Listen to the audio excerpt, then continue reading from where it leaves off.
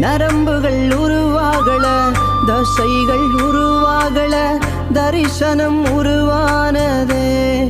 தாய் கருவிலே தரிசனம் உருவானதே. எலும்புகள் உருவாகல, நரம்புகள் உருவாகல, தசைகள் உருவாகல, தரிசனம் உருவானதே. தாய் கருவிலே தரிசனம் உருவானதே. எப்படி பாவுமக்கு நன்றி சொல்லுவ, சொல்ல வார்த்தையே இல்ல.